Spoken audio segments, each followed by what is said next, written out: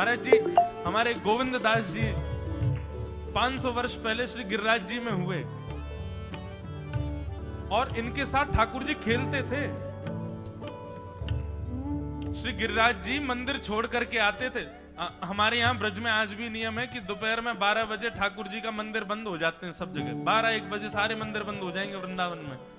ठाकुर जी सोते नहीं है, ठाकुर जी गैया चराने जाते हैं। वृंदावन में तो बनचारी है ना ठाकुर जी, इसलिए गैया चराने गए ठाकुर जी। और वही बीच का जो समय है 12 बजे से लेकर के 4-5 बजे तक का, वृंदावन में श्री कृष्ण का अनुभव 2 समय में हो सकता है, या तो 12:30-1 बजे से लेकर के 4:30 बजे तक, या फिर रात्रि 10 बजे से लेकर के सुबह 6 बजे तक। या तो पूरी रात्रि आपको श्री कृष्ण अनुग्रह करा सकते हैं, या ये दोपहर का समय जो वन चारण के लिए ठाकुर जी जाते हैं। तो गोविंद दास जी, गोविंद स्वामी जी प्रत्यक्ष में देखने में तो गवैया हैं। रोको, एक लीला सुनाए फिर गाएंगे आगे का पद। वो देखने में कौन है? बोले कि मंदिर में जाते हैं, ठाकुर जी को पद सुनाते हैं, लेकिन उनकी अंतरंग इशारे चलते थे ठाकुर जी के साथ। जैसे ही गोविंद दास जी पद गाते थे, गुसाई जी श्रृंगार करते थे ठाकुर जी का, गोविंद दास जी पीछे खड़े खड़े पद गाते थे। तो जैसे ही गुसाई जी श्रृंगार करते करते थोड़ा श्रृंगार लेने के लिए नेक दूर जाते, ठाकुर जी ऐसे खड़े खड़े नीचे से एक मोती उठाते, मोती उठा के ये मारते टक के गोविंद दास के सिर पे। और जैसे ही गोविंद दास के सिर पे लगती, गोविंद दास कहते माने ना दारी की तो बताऊं, रुक जा। जैसे ही वो मोती लेकर के वापस गोविंद दास मारते, तब तक गुसाई जी वापस आ जाते। और गुसाई जी के आते ही वो मोती ठाकुर जी की जगह गुसाई जी में जाके लग जाता। गुसाई जी कहते, हे गोविंदा, तू ठाकुर जी को मोती मार रहा है? गोविंद दास बोले, मेरो माथो देखियो, ये गुम्माटो फूल गो, ये आपके लाला ने मारो मोए। आपको लाला ऊधम मचावे वो ना दिखाई दे आपको, और मैं नेक कछु कह दूं सो मुंह पे चिल्ला रहे हो, मुंह पे बरस रहे हो, या समझा लो बहुत ऊधम मचावे ये। ऐसी लीला करते। गुसाई जी के नेत्रों में आंसू आ जाते। बोले, गोविंदा तू कितनो भाग्यशाली, तेरे संग ठाकुर जी लीला करें। गोविंद दास के साथ ऐसी ऐसी लीला करते महाराज। एक बार ठाकुर जी गोविंद दास से बोले, ए गोविंदा, बोले हाँ, मेरो दाल बाटी खावे को मन हेरो है। आप लोग दाल बाटी जानते हैं? महाराष्ट्र में खाते हैं दाल बाटी हैं? राजस्थान की बढ़िया, राजस्थान हमारे ब्रज में खूब खाते हैं दाल बाटी चूरमा, जो खाए सो सूरमा। तो दाल बाटी चूरमा। ठाकुर जी बोले, ए गोविंदा, ऐसे ही बोलते थे, बोले मोए दाल बाटी खानी है। गोविंदास बोले, 56 भोग बनते हैं रसोई में। अपरस में मुंह पे पट्टी बांध करके महाराज रसोईया बनाता है। अपरस में यमुना जी का जल आता है वहां से, वृंदावन से, उसके जल में सुंदर प्रसादी बनती है। इतने सुंदर शुद्ध भोजन को छोड़ के यूं कह रहे दाल बाटी खानी है। ठीक है, मैं आज बोल दूंगा रसोई घर में बनवा देता हूं। बोले, ना रसोई की ना खानी तो? बोले, तेरी कदम खंडी में आऊंगा। गोविंदास जी जहां बैठ करके भजन चिंतन करते थे, मंदिर से थोड़ा दूर था, सुंदर वन था गिरिराज जी में। बोले, मां आऊंगो और वहीं पे तू कंडा, वही गोबरी कंडा में बना, और कंडा में बना के तैयार कर, मैं आऊंगा वहीं खाऊंगा। गोविंदास जी बोले, यहां सब लोग आपको मंदिर में पूजने आते हैं, आप यहाँ पे भगवान हो, ऐसे कहीं खाने पीने आओ। बोले, कोई को पता थोड़ी चलेगी, मैं आ जाऊंगा, तू चिंता मत कर, तू सुन तैयारी कर ले, आज मैं तेरे यहां आके प्रसाद पाऊंगा। गोविंदास जी चुपचाप मंदिर से भाग गए, किसी को बताया नहीं। किसी को पता थोड़ी कि ठाकुर जी ऐसे बाहर भी चले जाते हैं, सबको लगी अंदर ही रहते हैं ये। गोविंदास जी दौड़ करके गए, बढ़िया कंडा में बढ़िया उपले उपले लगा करके महाराज बाटी बनाई, दाल चढ़ा दी, सुंदर। ठाकुर जी आएंगे पाने। एक पंथ दो काज, ठाकुर जी को 2 लीलाएं एक साथ करनी थी। एक तो गोविंद दास के संग सुख लेना है, और एक झाड़ू लगाने वाला गिरिराज जी की तलहटी में झाड़ू लगाता था, उसको मंदिर में प्रवेश नहीं करने देते थे लोग। तो वो बेचारा बाहर खड़ा खड़ा ही दर्शनार्थियों से पूछता था कि ठाकुर जी दिख कैसे रहे, मुझे ये बता दो। दर्शनार्थी आकर के बताते थे, नीली ठाकुर जी ने बाघा पहना है, गले में मोतियों की माला है, मकराकृत कुंडल है, ऐसा टिपारा ठाकुर जी के सिर पर रखा है, और ऐसा ठाकुर जी का श्रृंगार है। तो वो बाहर खड़ा खड़ा नेत्र बंद करके सुन सुन करके ही अपने चित्त में एक झांकी बना लेता था और मन में सोचता था ऐसे दिख रहे होंगे ठाकुर जी। पर रोज प्रार्थना करता था, नाथ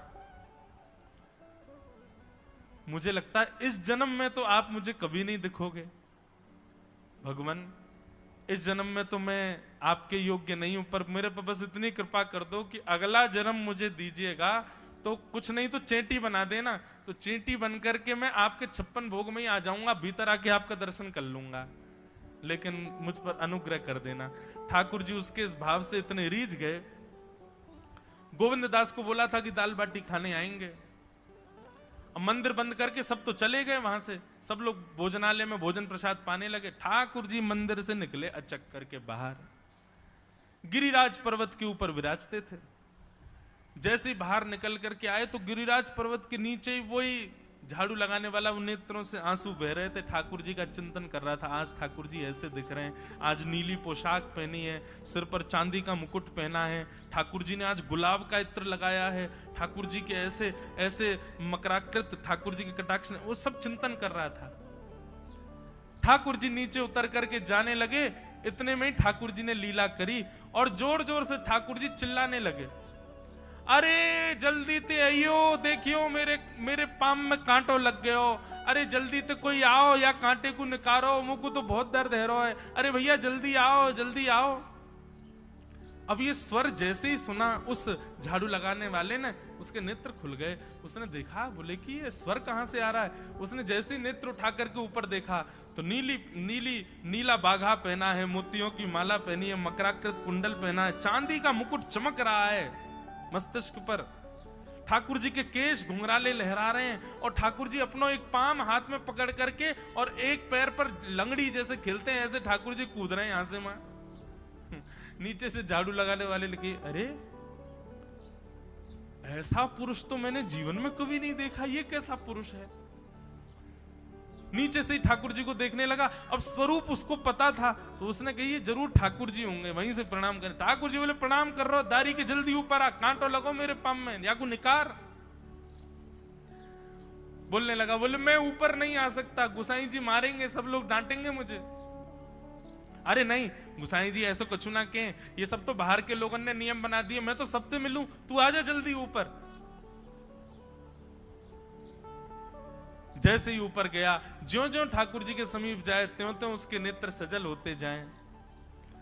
ठाकुर जी के बिल्कुल समीप पहुंच गया। भगवान बोले, देख काई को रो भैया, जल्दी कर, मेरे पाम में कांटो लगो या को निकार। जिन चरण कमलों के स्पर्श के लिए सदा लक्ष्मी लालायित रहती है, ठाकुर जी ने उसकी गोद में अनायास अपने चरण रख दिए। बोले जल्दी कांटो निकार, कांटो लग गो मेरे पाम में। अब वो ठाकुर जी के सुंदर तलवों को अपने हाथ से ऐसे देख रहा है, ढूंढ रहा है कहां कांटा लगा है, कहीं उसको कांटा मिल गया। अब इतने कोमल चरण ठाकुर जी के, उसके नेत्रों से आंसू भी गिरते जा रहे हैं, भाव विह्वल होता जा रहा है। मेरे सौभाग्य की सराहना, ठाकुर जी के इतने समीप। कांटा निकालने के लिए बार बार अपने अंगूठे से खींचे लेकिन कांटा नहीं निकले। ठाकुर जी बोले, अरे जे हाथ पे ना निकलेगो। उसने पूछा कैसे निकलेगा? बोले अरे मेरो पाम पकड़ के अपने मुंह के पास ले जा और दांतन से निकाल, तब निकलेगो ये। आहा, कितनी कृपा की ठाकुर जी। कृपा की न होती जो आदत तुम्हारी, तो सूनी ही रहती अदालत तुम्हारी। जो दीनों के दिल में जगह तुम न पाते, तो किस दिल में होती हिफाजत तुम्हारी। कृपा की न होती जो आदत तुम्हारी, तो सूनी ही रहती अदालत तुम्हारी।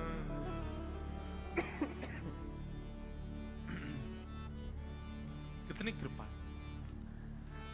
उसने कांटा निकाला मुख से। ठाकुर जी बोले अब चल, मुंह से चलो ना जा रहा। गोविंद दास ने अपनी कदम खंडी में दाल बाटी बनाई है, मुंह ले चल वहां पे। बोला कैसे लेके चलूं? बोले तेरे कंधान पे बैठ जाऊंगा मैं। और ठाकुर जी ने अपने दोनों पांव ऐसे लटका लिए उसके यहाँ पे और सिर पकड़ करके उसके ऊपर ही बैठ गए। बोले चल ले चल मुकु। वो तो महाराज बेहोशी सी हो रही है, उसको विश्वास ही नहीं हो रहा ठाकुर जी मेरे संग इतनी बड़ी लीला कर रहे हैं। गोविंद दास की कदम खंडी में पहुंचने से पहले उस बालक ने ठाकुर जी गोविंद दास जी मुझे बहुत मारेंगे, अगर उनको पता चल गई मैंने आपको छू लिया है तो मुझे बहुत डांटेंगे। आप एक काम करो, अब यहां से आप पैदल चले जाओ, मैं यहीं खड़ा हूं।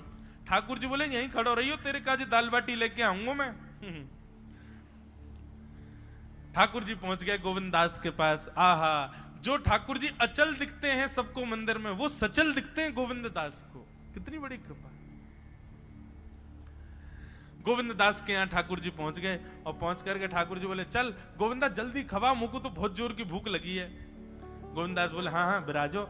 सुंदर व्यवस्था कर दी। ठाकुर जी बैठ गए और बैठ करके सामने पत्तल पर महाराज बाटी रखी, दाल रखी, चूरमा रखी, चटनी रखी, सब बढ़िया सुंदर सजा दी। अब ठाकुर जी पा रहे हैं, प्रेम से पाते जा रहे हैं और पाते पाते बीच में कहे और ला, और जल्दी ला, भूख लग रही है मुझको।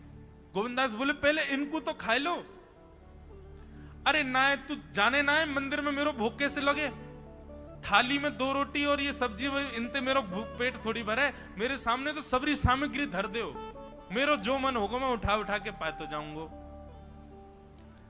अरे गोविंदा जल्दी जल्दी लेके आ। अब गोविंद दास जी पीछे मुड़ करके बढ़िया सुंदर बाटी वाटी सेके। इतने में ठाकुर जी क्या करें, एक बाटी तो खा जाएं और दूसरी बाटी उठा के अपनी जेब में धरते जाएं। वो संग आयो वाके काजी लेके जानी है। अब तुम्हारा ठाकुर जी खाते जाएं भरते जाएं, खाते जाएं भरते जाएं। गोविंद दास बोलो ठाकुर जी ये तो मैं मानूं कि आपकी खुराक बहुत है, पर इतनी ज्यादा है ये मुझको विश्वास नहीं है रो है। क्यों हैं 56 बाटी खा गए हो अब तक आप? अरे कोई तुक ना है, पेट है कि समुद्र है, कुआ है, कहा है आपको? ठाकुर जी बोले अच्छा दारी के ऐसे बोले, चलो जाऊंगा मैं। अरे नहीं नहीं जय जय आप तो पाओ। ठाकुर जी तो जेब में भरते जा रहे थे। अब ठाकुर जी का पेट भर गया। ठाकुर जी बोले चल भैया गोविंदा अब पेट भर गयो, नेक देर हम एक पेड़ के नीचे बैठ के नेक सुस्ताए लें, फिर बाकी बाद मंदिर में जाएंगे, 4 बजे मंदिर खुल जाएगा दर्शन देने। जैसे ही ठाकुर जी खड़े भये महाराज, सोई उनकी पीतांबरी फैल गई। पीतांबरी फैली। गोविंदास बोले जय जय ये बाटी खाए के आप इतनी जल्दी मोटे कैसे है गए? ये पेट आपको है तो सही, लेकिन ये इतना चौड़ो कैसे है गो? और पेट कोई खावे तो वो आगे की तरफ निकल रही है, ये कोने में कैसे निकल रहा है? ये दोनों तरफ पेट बाहर कैसे आ रहा है आपको? ठाकुर जी बोले ना कछु ना कछु, नहीं नहीं नहीं दिखाओ। अब तो महाराज गोविंदास ने पकड़ के जैसे पकड़े तो अंदर से बाटी निकल आई। जे बाटी कौन के काजे भर के ले जा रहे हो? सही सही बताइयो लाला, कौन के काजे? कोई और सखा बना लियो तुमने मेरे अलावा? गोविंदास जी बाहर गए, बाहर जाकर के देखा तो एक वृक्ष के पीछे वो झाड़ू लगाने वाला बैठा था। अच्छा तो अब जे आपको सखा बन गए, जे आपको मित्र है गयो, या के काजे बाटी भर के ला रहे हो? ठाकुर जी कहे अच्छा अरे भैया ठीक है, अब तू सबंत कह मत दियो कि मैं या के संग आयो, या के संग खेलूं। अरे बेचारो बड़ो प्रेम करे मोते, ये भूखो बेचारो, मैंने सोची या के काजे बाटी ले चलूं। गोविंद दास जी के चित्त में एक क्षण के लिए तो ये भाव आ रहा है कि ठाकुर जी कितने प्रेमी हैं, लेकिन बाहर से कैसा दिखा रहे हैं? बोले स्वयं ने इतने सारे ग्रंथ निर्माण करा दिए, 4 वेद लिखवा दिए, उन पुराणों में शुद्धि पवित्रता अपरसता सबके इतने नियम बना दिए, और खुद क्या कर रहे हो? हैं? कोई के सिर पर बैठ के घूम रहे हो, कहीं जा रहे हो, कछु भी खा रहे हो? ठाकुर जी बोले अब ये सब नियम तो मानवन के लिए है ना, हम तो जय जय हैं, हम थोड़ी करेंगे इन नियमन को। बोले चुपचाप चलो और आचमन करो, शुद्धि करो, तब जाइयो मंदिर में। वहीं गोविंद कुंड के पास में गोविंद दास जी ने जबरदस्ती ठाकुर जी बैठा दिए। बोले हाथ में जल लो। ठाकुर जी जल लेकर के बैठे। बोले अब करो अपवित्र पवित्रो वा सर्वावस्थांगतो पिवा। ठाकुर जी आचमन कर रहे हैं, अपनी पवित्र कर रहे हैं ऊपर से लेकर नीचे तक। इतने में ही गोविंद दास बोलते बोलते पीछे के गए और ठाकुर जी की पीठ पे जाकर के एक धक्का दियो महाराज, पूरे ठाकुर जी डुबा दिए कुंड में। ठाकुर जी पूरे ऊपर से नीचे तक भीज गए। ठाकुर जी बोले दारी के तेरी शिकायत करूंगो, गुसाई जी ते कहूंगो तू ऐसे करे मेरे संग। गोविंद दास बोले मैं बता दूंगा तुम कौन कौन के कंधान पे चढ़ के घूमो। आप मंदिर के लिए इतना नियम बना रखो है, नहा के आओ, धो के आओ, हाथ पांव खासा करके आओ, और कुछ अपवित्र वस्तु मत छीलेना, अपरस में रहना, गीला वस्त्र तन पे होना चाहिए। आपकी सेवा के लिए इतने नियम, और खुद क्या कर रहे हो? ऐसे गोविंद दास वो कह रहे हैं, यद्यपि रूप